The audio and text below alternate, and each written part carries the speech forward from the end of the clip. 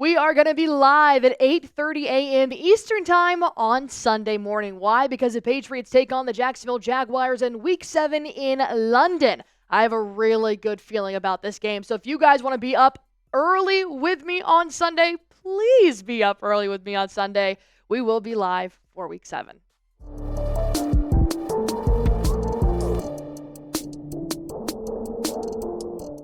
We've got two teams both looking for their second win of the season. I have a very good feeling the Patriots are going to come back to America with their second win under their belt. Why? The Jaguars are struggling just as much as the Patriots are, but they don't have a new quarterback. They don't have a brand new offense, and they don't have a head coach saying, we're going to make some changes to the starting lineup because we need a wake-up call. This feels like the table is finally going to turn and hopefully in favor of New England. But if you guys do want us to go live on Sunday, and make sure you guys are going to be there, if you are joining, go on ahead and hit that sub button for me. Look, there's not going to be too many people cracking open a Happy Dad on Sunday morning and doing a beer bong. So if you guys want to see that, that's where I'll be, right here on Patriots Today by Chat Sports. All right, no more procrastinating. Let's get into the first key to victory. Let's get it to Pop Douglas. For the love of all things holy, go to Demario Douglas. It's not that hard, especially because you're going up against one of the worst passing defenses in the NFL. They're actually dead last. They rank 32nd. They allow over 276 yards per game through the air. And not to mention, they have 14 passing touchdowns allowed. So if Drake Maye is looking to get his stats skyrocketing high, then he needs to take advantage of a very weak pass defense. And I think the best way to do that is to hit your man in Demario Douglas. We know that Douglas was his top target in Week 6, and I thought he's been the top target for the Patriots the last 6 weeks, but Jacoby Brissett, A, didn't have time to throw him the ball, and B, when he did have time to throw the ball, he wasn't looking in his general direction. So I have liked how Pop Douglas has run the best routes out of any receiver the Patriots have on their roster so far this season. And I do think that when you're taking advantage of a very bad defense through the air in Jacksonville's, you don't have to necessarily go to Pop for the 40 to 60-yard throws. I know Drake Maye can do it, but all you're looking for is to allow Pop's speed to create separation and find him in the flats. Do a quick little stutter step and turn around right there at the sideline to push out of bounds and stop the clock. Those little things are what help move the chains, and that's what the Patriots need to focus on, getting first downs. So why Pop Douglas? I have several reasons. But overall, start, stop, accelerate. Pop does phenomenal at this, and he does it very well going up against Christian Gonzalez every day in practice. And if Gonzo says he's a really tough receiver to guard, then he's a really tough receiver to guard. Because Christian Gonzalez pairs up with Tyreek Hill, Justin Jefferson, Jamar Chase, and he locks him down. So if it's tough to lock down Pop Douglas, what are we doing, guys? What are we doing? Not to mention, he has the quickest hands on the roster and the quickest feet, which is why I do think that if you're just trying to get a 10-yard gain, Pop needs to be your guy. And if he's not open, then you go back to the 6'4" Hunter Henry. But use Demario. Drake Maye does. He loves him. Drake Maye said this about his wide receiver, saying you can't guard him in a phone booth. I love that quote. He's tough to guard in man coverage, and he has a knack for finding those zones. He's a great guy to have out there. Makes my job a little bit easier. Anytime you see him in a man matchup, Pop is somebody you want to go to. I've never heard Jacoby Brissett say that. So now knowing that Drake Maye has found his guy, because every quarterback has their guy, right? It used to be Josh Allen and Stephon Diggs. It's Joe Burrow and Jamar Chase. It's A.J. Brown and Jalen Hurts. Drake Maye and Demario Douglas. I'm not an offensive coordinator, but that seems pretty clear to me, Alex Van Pelt. So let's do it, and I think that'll really attack the pass defense in Jacksonville. So I asked this question in one of my videos earlier this week, but over/under 46.5 receiving yards for Demario Douglas. Let me know what you guys think. Type O for over, type U for under, and this will be the pinned comment on today's show. By the way, you're about to get hit with a YouTube ad break. I promise it's worth the wait if you just sit through this next 30 seconds. Number 2, the O-line.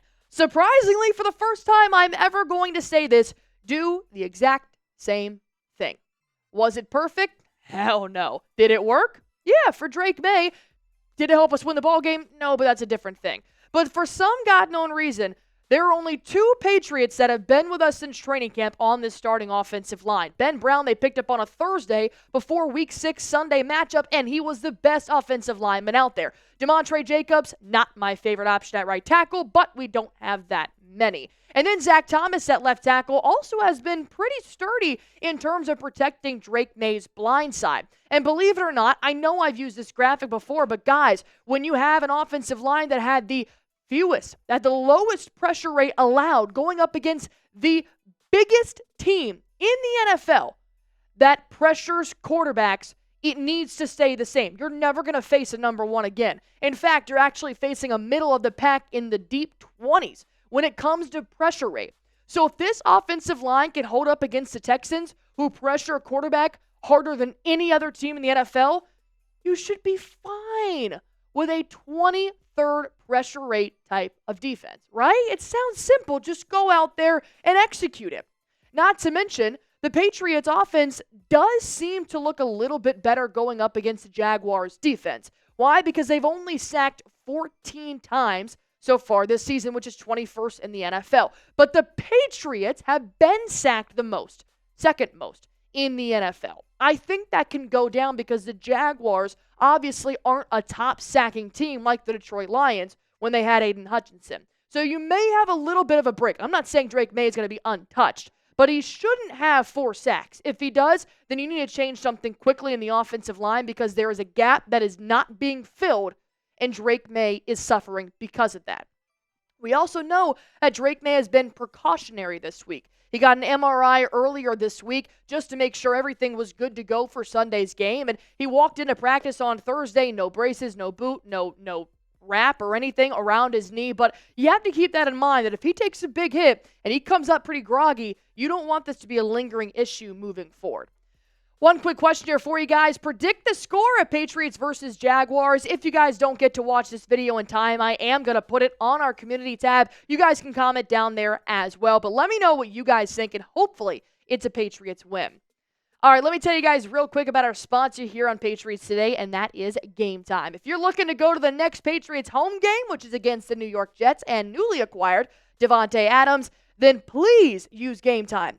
I am encouraging you because I want to help you out, because I know life can be stressful, and I know sometimes that bank account doesn't look as great as we always want it to. So when you do want to spoil something on yourself, I use Game Time because I like saving money, and I love getting the lowest price guaranteed. So I don't have to have 9 browsers open comparing which price is better, because actually Game Time credits you 110% of the difference to make sure they had the lowest price guaranteed. And if you guys want to make sure your seats are top-notch for what you can afford, then you can always take the viewfinder, and you can also use a 3D panoramic view to see what your seat looks like from your viewpoint before you have to buy your tickets. That way you're not going to the stadium for the first time and you're sitting behind a pole, or you're just way too close to the bathroom, because nobody wants that. So if you guys are looking to go to a Patriots game, a concert, a comedy show, whatever, go on ahead and use Game Time, especially with their new feature called Game Time Picks that makes getting tickets to your favorite teams play live even easier. Game Time Picks filters out the fluff to show you only incredible deals on great seats, so you don't have to waste time searching through thousands and thousands of tickets. Download the Game Time app, create an account, use code ChatSports for $20 off your first purchase. Terms apply. Again, create an account, redeem code CHATSPORTS for $20 off. Download Game Time today. What time is it? Game time.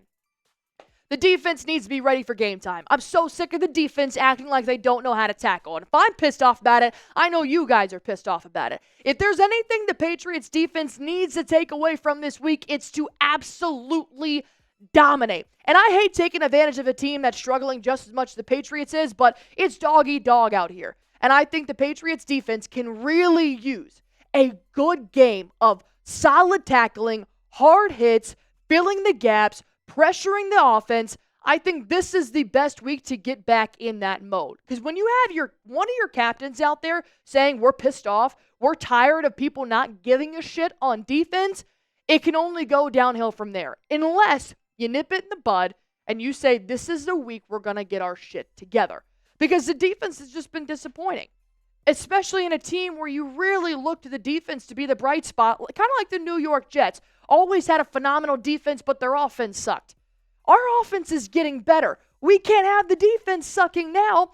The pass rush has been non-existent. The run defense, you're missing gaps like none other. You're not blitzing enough. These quarterbacks aren't pressured enough. Maybe stack the box a little bit more. And I think this is the week to do it. This is the perfect pairing for the Patriots defense going up against the Jaguars run offense. Travis Etienne Jr., Tank Bigsby, they are really struggling to find their run identity right now. And that goes really well with the Patriots, who can't seem to tackle a running back to save their lives. Not to mention, it's one thing to tackle them. It's another thing to bring them down. The yards after contact is just ridiculous. You have the 19th run defense going against the 19th run offense in the NFL. It's a perfect matchup. And if I see this tweet and it goes 3 weeks in a row, I'm going to pull my hair out. The Patriots defense has allowed 190-plus rushing yards in back-to-back games for the first time in 4 years. Giving up nearly 200 yards on the ground is unacceptable. I know you've dealt with injuries, but guess what? Take a look at your fantasy bench. Everybody is injured in the NFL, and you can't use that as an excuse. So if you're looking for a team worse than you are right now, it's the Jags. There's not many teams out there that are 0-5 or 1-5. I think this is the game where you build your confidence back up. The defense primarily. The offense will score the points, but the defense and the special teams has been great.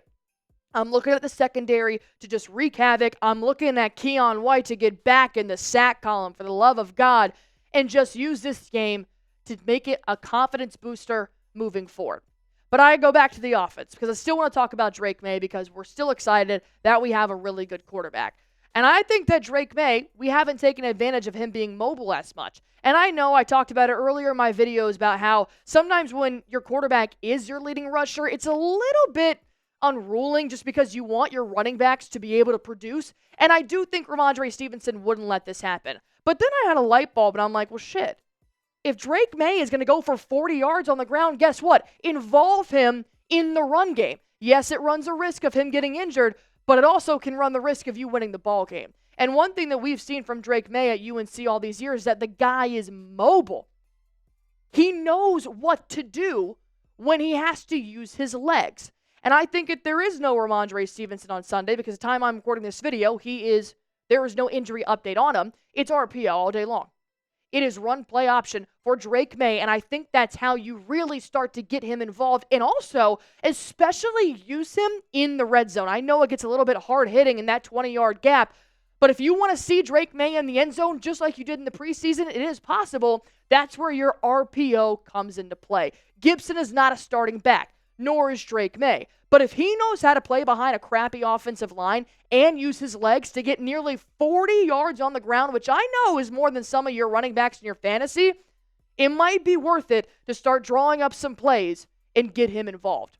And Alex Van Pelt did give this update real quick on Drake Maye, saying, we're going to see as we go down through the course of the week, but right now probably just precautionary in terms of what Drake Maye was dealing with after he got a little bit banged up on Sunday versus the Texans, but he did say, I think he feels good about where he is right now. So you do run that up. You do run that risk of injuring him even more if he decides to be a running back. But he's also a competitor, which is why I think he'll be smart. He's got great field vision, and he's got good football IQ. So what are your keys to victory? Those are my 4. Of course, there are several others I could talk about, but I don't have all day. So comment down below, and we can talk about this after the video. And once again, do not leave me hanging at 8:30 in the morning. Please don't. Please don't. Okay. Please hit that sub button and join me at 8:30. One more time, 8:30 in the morning for the London game.